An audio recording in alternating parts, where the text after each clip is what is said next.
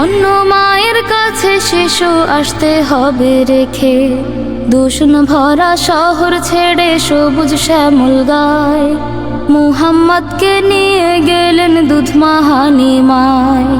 মুহাম্মাদের আগমনে মা হালিমার ঘর স্বচ্ছলতার পরশ পেল অনটনের পর। পশুর বাটে দুধ এলো আর কুয়ো এলো জল, গাছে গাছে ফুটলো ফুল আর পাকলো নানান ফল। এসব দেখে মা হালিমা ভেবে ভেবে সারা, চাঁদ মুখ এ শিশু তবে কিসের ইশারা। একটু না জ্বালায় শিশু, একটু না কাঁদে, আচার আচরণে কেবল মায়ের ডোরে বাঁধে।